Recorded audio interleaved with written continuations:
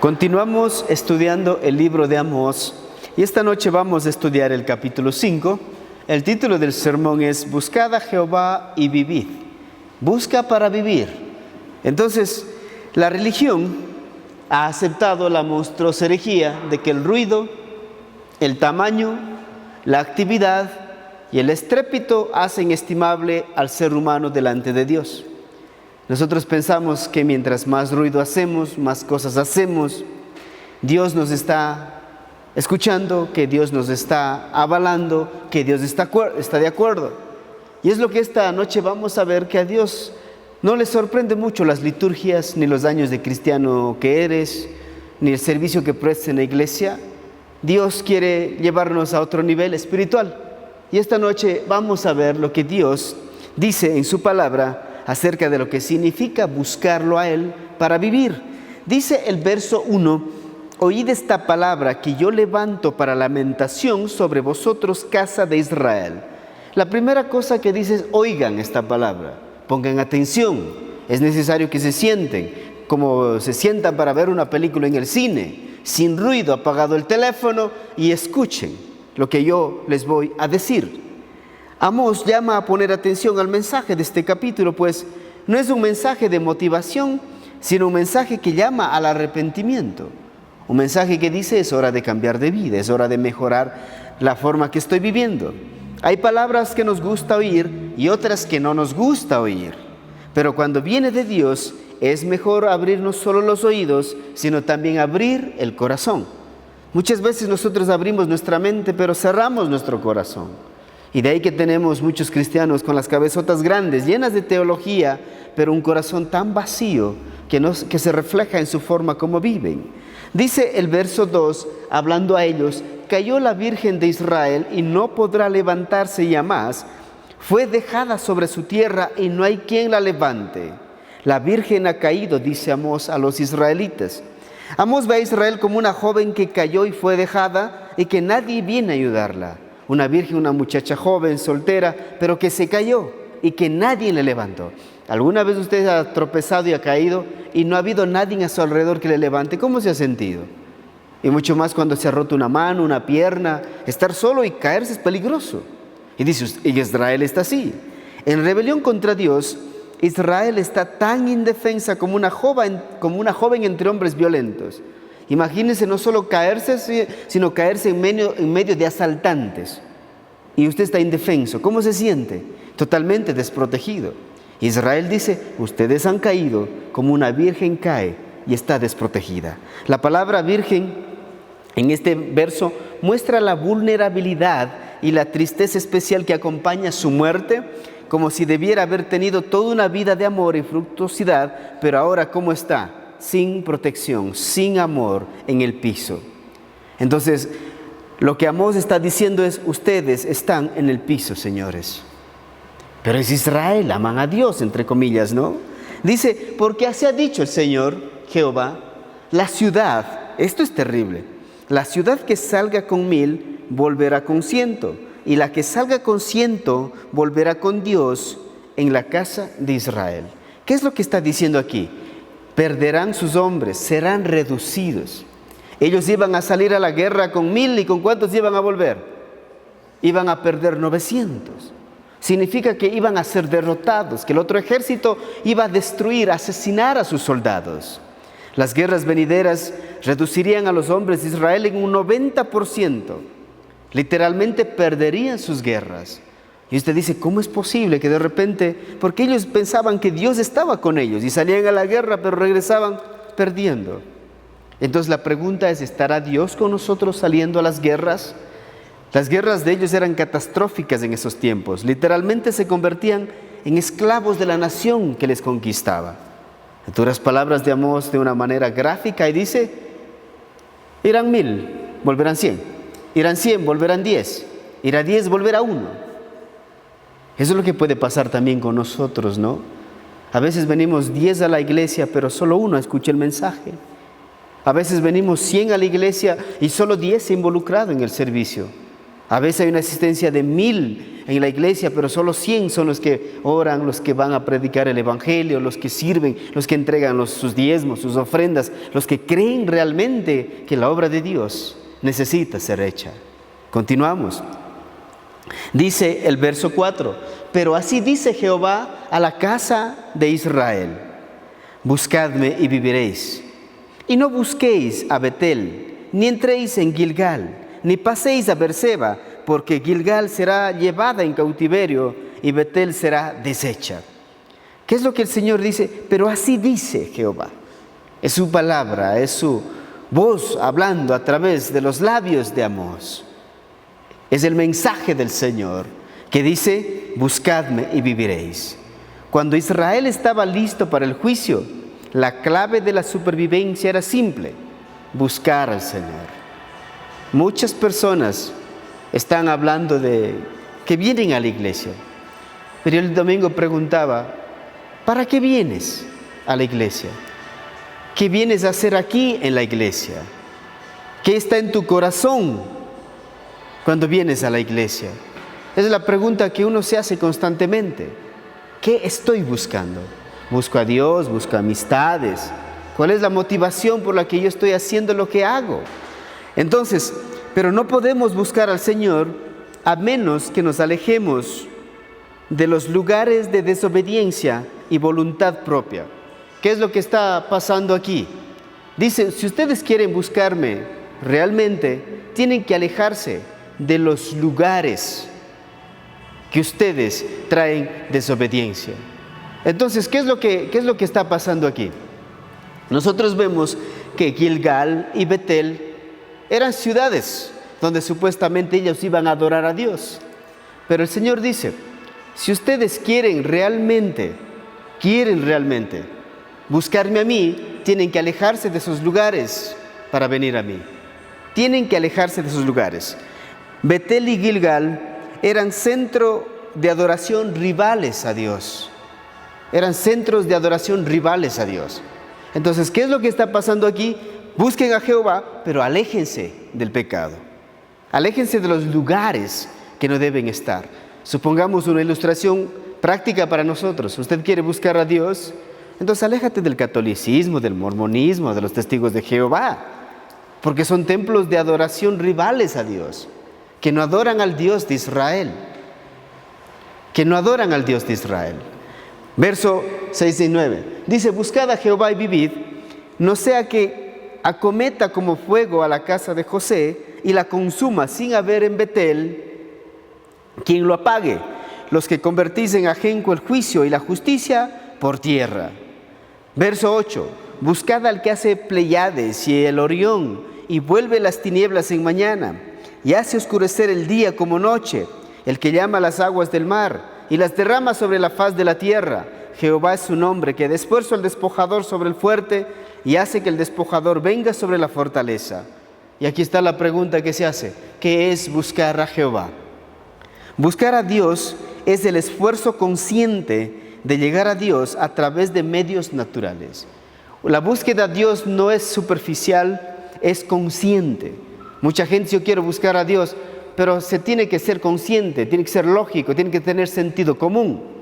Dice: yo quiero buscar a Dios, y usted se va a ver películas. Buscar a Dios significa que usted buscará el tiempo, el lugar para tener intimidad con Dios, de una manera intencional, no de una manera superficial y religiosa, porque dice: yo busco a Dios porque voy a la iglesia el domingo, el miércoles, y además doy clases en la escuela dominical, canto, toco la guitarra, etc. No, eso no es buscar a Dios. Tiene que ser intencional en soledad muchas veces. Por eso el Señor Jesús dice de una manera intencional: cuando tú quieras hablar con tu Padre que está en los cielos, cierra la puerta. ¿Qué significa? Que es intencional, usted cierra la puerta y allí en secreto ora a tu Padre para que te escuche la oración. Cuando Jesús tenía tiempos de oración con su Padre, Él dice que se alejaba de una manera intencional de las multitudes. Hemos estado estudiando en Marcos. Él envió a sus discípulos, les hizo adelantar en la barca y Él se fue solo a la montaña a orar. Esto es intencional. Es que, como usted dice, yo quisiera leer la Biblia, pero el que quisiera leer la Biblia no le hace que sea espiritual. Es cuando usted realmente la abre apaga su teléfono, apaga todo lo que tenga que apagar y de una manera intencional usted comienza a leerlo. Es el problema con muchas personas religiosas. Dicen, bueno, ya voy a la iglesia, soy cristiano. Eso es muy peligroso. Mira lo que dice, buscar al Señor significa buscar su presencia. Presencia es una traducción común de la palabra rostro. Es como mirar al rostro del Señor mientras busco. Imagínense en los días de hoy, ¿qué hacemos nosotros? Estamos escuchando el sermón, pero estamos viendo quién está en Facebook. Ya me está mandando mensaje en WhatsApp. Me pusieron un like en Instagram. Pero imagínense que tú te vas a hablar con el presidente de la República de cualquier nación o alguien bien importante y de repente cuando estás con él, tú comienzas a revisar tu celular, a chatear, a tomarte una selfie. ¿Qué está pasando allí? No estoy dando la importancia al momento. Y muchos de nosotros no damos la importancia al momento de la búsqueda con Dios. Y por eso dice, es buscar el rostro, es mirarle a la cara, decir, Señor, estoy aquí. Es tener una comunicación abierta, directa con Dios. Eso es lo que Amós está condenando a ellos. Y ya va a decir más adelante qué es lo que ellos hacían en nombre de la religión, que da esfuerzo al despojador. Está hablando aquí, dice, que da esfuerzo al despojador sobre el fuerte y hace al despojador que venga sobre la fortaleza. En Crónicas dice, poned pues ahora vuestros corazones y vuestros ánimos en buscar a Jehová. No solo hay que poner en la emoción, sino también que la acción. Tienen que estar conectados. Mucha gente dice, es que no hay emoción en esta acción. Es como cuando usted lleva a su esposa una flor, toma. Pero dime que me amas bonito, sí les dicen eso, ¿no? Y los hombres igual, le hace un favor, pero ya hice, hombre, pero no hay la emoción. ¿Y qué es lo que dice aquí? Poned pues ahora vuestros corazones y vuestros ánimos en buscar a vuestro Dios y levantaos. Eso es intencional, o sea, pónganse de pie, pero ¿para qué? Y edificad el santuario de Jehová Dios. Muchos de nosotros nos hemos levantado a construir el santuario, pero no hemos ido a la presencia de Dios antes. Y ese es el desafío que tenemos. Y los utensilios consagrados a la casa edificada al nombre de Jehová. Nosotros a veces, por nuestra culpa, falta de tiempo, no lo sé, nos dedicamos primero al servicio y luego a la intimidad. Cuando debería ser lo contrario. Primero la intimidad y luego el servicio, cualquiera que sea. Luego el servicio. Verso 10 dice, 10 al 13. Aquí vamos a ver evidencias del encuentro con Dios, del verso 10 al 13. ¿Cuál es la evidencia real de un encuentro con Dios? En el verso 10 dice, ellos aborrecieron al reprensor en la puerta de la ciudad y al que hablaba lo recto abominaron. ¿Qué estaban haciendo estos hombres? Veamos, ellos estaban en contra de aquel que les decía las verdades. Aquí cuando vamos a ver estas 5 evidencias que demuestran que una persona ha tenido un verdadero encuentro con Dios, primero es amor por la verdad de Dios, no como ellos. Ellos no amaban la verdad de Dios porque aborrecieron al reprensor, al predicador, al que venía a decir las cosas que están mal. Ellos aborrecieron. Pero una persona que ama la verdad de Dios pone atención de una manera consciente a lo que Dios me quiere decir.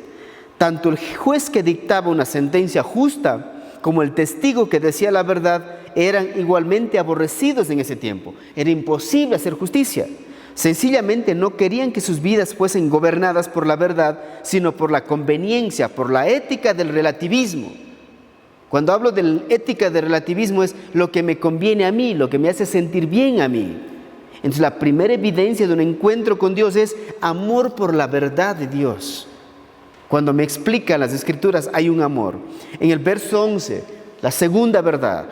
Por tanto, puesto que vejáis al pobre y recibís de él carga de trigo, edificáis casas de piedra labrada, mas no las habitaréis. Plantasteis hermosas viñas, mas no beberás el vino de ellas. ¿Cuál es la segunda? La persona que busca a Dios no es arrogante, no es orgullosa, no es una super, hiper, viper espiritualmente inflado en su ego espiritual. Es una persona humilde. Pero ellos ¿qué hacían? Dice, vejáis al pobre. O sea, se aprovechaban de los demás.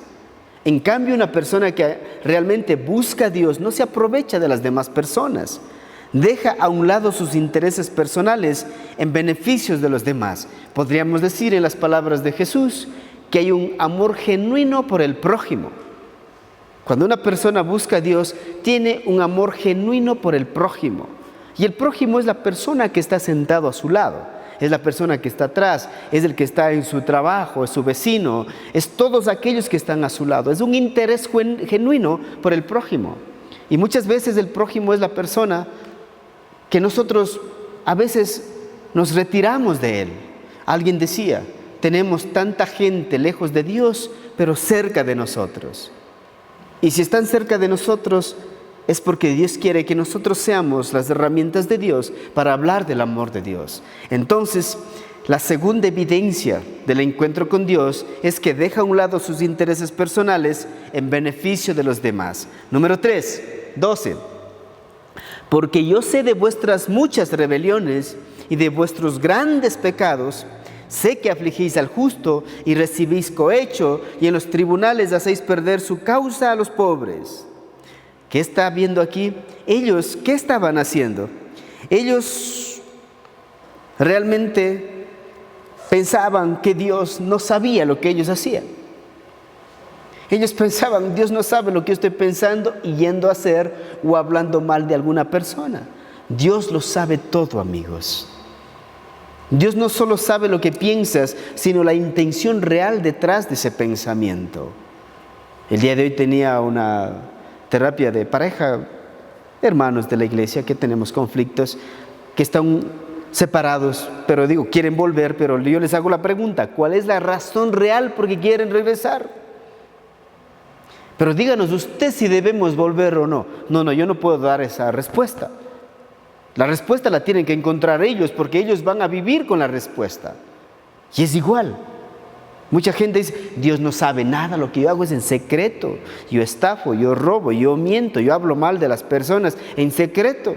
Aunque hables mal de alguien cuando nadie esté, Dios lo sabe. Entonces tenemos que encontrar la razón real en una relación de pareja. No es por los hijos, no es porque no tienes plata para pagar el arriendo, es mucho más que eso. Tiene que haber una razón más profunda que eso. A nosotros como cristianos, el regresar para honrar a Dios, más que a nuestros propios caprichos. Porque si regresas porque quieres tener sexo, si regresas porque, es que yo quiero estar cerca de mis hijos, es una gran mentira también, porque uno puede a veces ser buen padre sin estar cerca. Porque ya cuando la relación es tóxica, destructiva, cruel, peligrosa, violenta, es muy peligroso. Es muy peligroso. He visto vidas destruidas. Pero en este caso estamos hablando con Dios. Resaltamos yo sé. Dios conoce la realidad interna de cada persona. Él miraba aquella masa de adoradores ¿y qué veía? Veía cómo llegaban a Betel con un corazón rebelde, poseídos por grandes pecados, cómo sacrificaban, adoraban, se jactaban de estar en la presencia de Dios y finalmente salían cargando los mismos pecados y con la misma actitud del corazón. Eso es triste. Entonces, cuando nosotros realmente buscamos a Dios, buscamos la aprobación de Dios, no de los hombres. La aprobación de Dios. ¿Estará esto correcto ante los ojos de Dios? Las opiniones de la gente son muy subjetivas y mucho más de personas que tienen intereses oscuros. Muchas más cuando hay intereses económicos, hay intereses afectivos, son muy subjetivos. Pero la pregunta es, ¿busca usted la aprobación de Dios en la búsqueda de Él? Después, la persona que busca a Dios, número 4, vive en integridad moral. Vive en integridad moral. ¿Y qué es la integridad moral, dice usted? Aquellos jueces, los gobernantes y por extensión el pueblo mismo había adoptado la costumbre de valorar a las personas no por lo que son en sí mismas, sino por lo que tienen, su dinero, su belleza, su atractivo y lo que estaban dispuestas a dar. Entonces, practicar la integridad moral es más importante que estar viniendo aquí, alzar la mano o decir yo sirvo o yo tengo la unción. La integridad moral se practica día a día en el cotidiano vivir, mis amigos. Y eso nos hace fuertes eso nos hace invencibles y el enemigo no puede tomar el control de nuestras vidas. Solo hago una pregunta: ¿cuán íntegro soy en mi corazón con Dios, con mi esposa, en mi trabajo, conmigo mismo? Y número 5, verso 13: por tanto, el prudente en tal tiempo calla, porque el tiempo es malo. ¿Qué es lo que estaba pasando aquí? Por tanto, dice, el prudente en tal tiempo calla, porque el tiempo es malo. Cuando una persona ha buscado a Dios, literalmente practica la justicia social, pero ese tiempo era malo. Cualquiera que intentara cuestionar la injusticia y el egoísmo de aquella sociedad corría serio peligro. A tal extremo llegaba la situación que la gente tenía miedo de abrir la boca, de decir lo correcto. Llamaríamos así que estaban viviendo bajo una dictadura. Y no hay nada más triste que vivir bajo una dictadura. Pero nosotros no vivimos. Dios no es un dictador, Dios es un Padre amoroso que nos despierta, nos confronta y dice: hey, es hora de que abras la boca. Nosotros como cristianos deberíamos abrir la boca ante tanta injusticia social que estamos viviendo en nuestro país. Decía unos amigos en el grupo que estamos trabajando, ya que ha pasado esto, que el matrimonio homosexualidad es una realidad en Ecuador. ¿Qué hemos hecho? Es la pregunta. No, ellos hicieron mal. ¿Qué hemos hecho nosotros? Escuche bien. El mal seguirá creciendo cuando los hombres buenos no hagan nada. Y entonces decían ellos: entonces preparémonos para las elecciones del 2021. Necesitamos asambleístas y ¿por qué no un presidente? Porque es la única forma de pelear como ellos pelean. Apoderarnos, estar en los lugares de posición, como estaba Daniel, como estaba José, como estaba Esther. Y por qué no ser un David o tener una sabiduría o una inteligencia de Salomón y el mismo Daniel. Entonces, una persona que ha estado en la presencia de Dios practica la justicia social. No vamos a profundizar en lo que es la justicia social, pero vaya, investigue qué es justicia social como iglesia, nosotros como iglesia. Entonces, si ve que es mucho más que venir a la iglesia un miércoles y dar $2 de ofrenda, es mucho más que eso, amigos, del cristianismo. Verso 14 y 15. Buscad lo bueno y no lo malo para que viváis, porque así Jehová, Dios de los ejércitos, estará con vosotros, como decís: aborreced el mal y amad el bien, y estableced la justicia en juicio. Quizá Jehová, Dios de los ejércitos, tendrá piedad del remanente de José. ¿Qué es lo que dice el Señor bien directo y bien claro? Deja de hacer lo malo y haz lo bueno. Mucha gente dice: yo quiero que mi familia esté mejor. Deja de maltratar a la esposa y punto, las cosas van a cambiar. Punto. O sea, quiero ser feliz. Vas y pagas 8 sesiones de terapia, $240. Es bueno, no es bueno aprender. Pero al final digo, si usted viene a 8 sesiones, gasta toda esta plata y no va y pone en práctica lo que le he enseñado, ¿de qué le ha servido? De nada. Si estás chateando con alguien que no es tu esposa, deja de chatear, punto. Arreglado el asunto. Dios es bien directo. Buscad, ¿qué dice? Lo bueno y no lo malo. Tú y yo sabemos, somos inteligentes, de verdad. Pero a veces nosotros anulamos a nuestra inteligencia y sabiduría por un poco de placer, mis amigos. ¿O no es así? O una emoción mal manejada, la ira. Prefiero que la ira controle mi relación y no el amor que tengo por la persona que está a mi lado. Eso es muy peligroso. Entonces, decir y confiar que Dios está conmigo y vivir desordenadamente ofendiendo a Dios sin buscar que nuestra vida se ajuste a lo revelado a la Escritura es una falsa esperanza y es vacía. Entonces vayamos y corrijamos lo que está mal. Versos 16 y 17. Dice: por tanto así ha dicho Jehová, Dios de los ejércitos: en todas las plazas habrá llanto y en todas las calles dirán: ay, ay. Y al labrador llamarán a lloro y a endecha a los que sepan endechar, y en todas las viñas habrá llanto, porque pasaré en medio de ti, dice Jehová de los ejércitos. Aquí llama la atención cuando dice: llamen al labrador. ¿Para qué? Dice: llamen al labrador para que llore. O sea, llamemos a los que están en el campo para que lloren. ¿Qué significa esto? Esto se refiere a la práctica judía de encontrar lloradores o endechadores profesionales para hacer llanto en un funeral. Ellos contrataban para que lloren a la gente en el funeral. En los días de Jesús también pasaban, ¿se acuerdan? Que cuando Él llegó a resucitar a la niña, Él, ¿qué es lo que pasa? Encontró a la gente llorando, pero lloraban porque les pagaban. Fingían un lloro, fingían dolor. Qué peligroso, ¿no?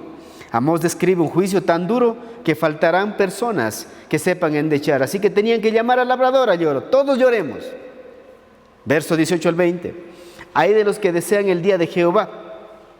¿Para qué queréis este día de Jehová? Será de tinieblas y no de luz, como el que huye delante del león y se encuentra con el oso, y como que si entrara en casa y apoyara su mano en la pared y le muerde una culebra. ¿No será el día de Jehová tinieblas y no luz, oscuridad que no tiene resplandor?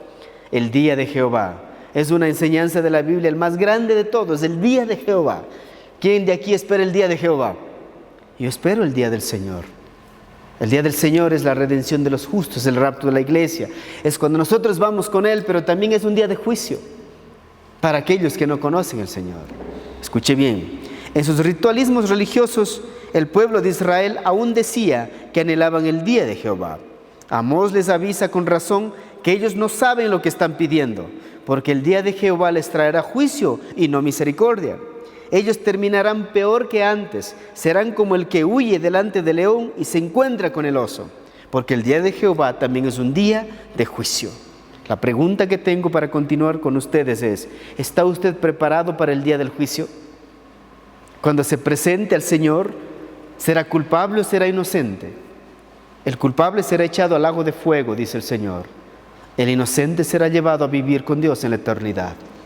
Entonces, si usted está pensando que es culpable, analice su vida. Y analice, quizás aquí no hay adúlteros, asesinos, narcotraficantes, sicarios. Pero la Biblia dice que nuestro corazón, el próximo domingo vamos a hacer una evaluación espiritual de nuestro corazón. Porque dice, todos los males salen del corazón del hombre. Entonces, antes de evaluar la conducta de las personas que están a tu lado, evalúa lo que está en tu corazón. ¿Por cuánto tiempo está allí? ¿Quién lo puso allí? ¿Por qué lo tienes allí? ¿Cuándo lo vas a sacar de allí? Ira, resentimiento, miedo, te hirieron, te equivocaste. Es hora de ser libres. Es hora de ser libres. Verso 21. Aborrecí, mira lo que el Señor dice. A mí me da tristeza esto, que el Señor venga y diga: aborrecí, abominé vuestras solemnidades y no me complaceré en vuestras asambleas. Y si me ofrecieres vuestros holocaustos y vuestras ofrendas, no los recibiré, ni amaré las ofrendas de paz de vuestros animales engordados. Esto es duro para mí. Que el Señor diga: a mí me daba asco tus sermones. A mí, yo no me agradaba con esos $1,000 que dabas de diezmo cada semana. Y usted dice: pero eran 1,000. Eran sermones bien preparados. Es que eso no me hace un cristiano. Conozco gente que no es cristiana, que da más y enseñan cosas como estas en público, hablar en público de una manera tan increíble, apasionada, y usted queda así: ¡wow! Yo cuando iba a la Universidad de San Francisco, Dios mío, venían los profesores, yo quedaba así: ¿cómo saben estos manes? ¡Wow! Exponer es fácil. Dar es fácil. Amar a Dios y vivir en una integridad interna es el desafío. La pregunta es: ¿aborrecerá el Señor todo lo que está haciendo aquí? Y aquí está un versículo para los músicos. El Señor dice: quita la alabanza de la iglesia, por favor. Quita eso de allí. Me molesta ese ruido. Impide el mover del Espíritu Santo, el ego, la carnalidad de aquellos que están, entre comillas, haciendo alabanza. Dice: quita de mí la multitud de tus cantares, pues no escucharé las salmodías de tus instrumentos. Quita eso. Eso causa ruido, eso molesta a mi oído, a mi corazón, dice el Señor. Es una pregunta que tenemos que hacer los músicos. ¿Estamos orando todos los días? ¿Realmente estamos viviendo una vida de integridad? ¿Realmente lo estamos haciendo para el Señor? ¿O estoy huyendo de algún vacío emocional que tengo y entonces tengo que cantar porque amo cantar? Señores, si usted hace porque ama cantar, está en graves problemas. Sigamos leyendo. Pero corre el juicio como las aguas y la justicia como impetuoso arroyo. Me ofreciste sacrificios y ofrendas en el desierto en 40 años, oh casa de Israel. Dice, o sea, lo hicieron. Wow. Continuamos. Antes bien lleváis el tabernáculo de vuestro Moloch y Quin, ídolos vuestros, la estrella de vuestros dioses que os hicisteis. Os haré pues transportar más allá de Damasco, ha dicho Jehová, cuyo nombre es Dios de los ejércitos. ¡Wow! ¿Qué es lo que está diciendo aquí el Señor?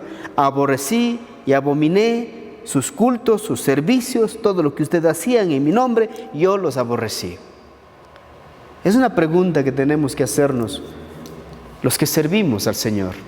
No aquí, en todo el mundo entero. Porque esto estamos grabando y va a salir un día en YouTube. Solo pregúntate, ¿todo lo que estás haciendo realmente agrada a Dios? ¿Por qué lo haces? ¿Desde cuándo lo haces? ¿Hasta cuándo lo harás? Es duro, mis amigos. A mí también me golpea. ¿Hasta cuándo lo haré? ¿Qué cosa me impedirá no continuar haciéndolo? ¿Qué será más fuerte? Es duro, ¿no? Esto hubiera asombrado y ofendido a los de Israel que oyeron a Amós decir esto. Ellos se decían que en realidad estaban honrando a Dios y agradándole con su perseverancia de las solemnidades, fiestas y asambleas sagradas. Pero Dios fue ofendido por sus rituales. Rituales que ofendían a Dios. Ofrendas que ofendían a Dios. Canciones que ofendían a Dios. Servicio que ofendía a Dios. Pregunta, ¿ofenderá a Dios todo lo que yo hago? Por tanto, dice Jesús también hablando en nuestros tiempos, si traes tu ofrenda al altar y allí te acuerdas de que tu hermano tiene algo contra ti, o sea, si alguien tiene algo contra ti, no contra él, si alguien tiene una bronca contigo, está enojado contigo, ¿qué dice? Deja allí tu ofrenda, o sea, deja la ofrenda, no vayas llevando, o sea, deja la ofrenda delante del altar y anda. Y reconcíliate primero con tu hermano y entonces ven y presenta, ¿qué cosa? Tu ofrenda. Ah, caray. Eso es duro, ¿no? No es algo sencillo. ¿Tienes algo contra alguien? ¿Alguien tiene algo contra ti? Pues reconcíliate. La reconciliación no necesariamente significa que tú vas a caminar con esa persona de grande amigo por la calle. No. Pero lo importante es que tu intención vas y reconoces tu error o pides perdón por lo que hiciste. O dices, está bien, quedas libre, te perdono. Póngase de pie, por favor. Para concluir, en vez de buscar una posición en esta iglesia, busca el rostro de Dios. En vez de buscar una posición en cualquier área de tu vida, la política, lo que sea, en vez de buscar eso, ¿qué debemos buscar? El rostro de Dios. En vez de buscar la felicidad, el éxito, busca el rostro de Dios. Jesús dijo, buscad el reino de Dios y su justicia y lo demás será añadido. Que Dios les bendiga. Espero que este estudio nos lleve a la reflexión y a ser mejores. Padre, te damos gracias por esta hermosa noche, por tu amor y tu misericordia. Nos has desafiado, nos has puesto tu palabra, Señor, delante de nosotros. Y aquí delante de nosotros, Señor, está tu presencia y tu rostro buscamos, tus ojos, tu corazón, Señor, porque anhelamos misericordia, anhelamos provisión, anhelamos misericordia. En el nombre de Jesús, amén.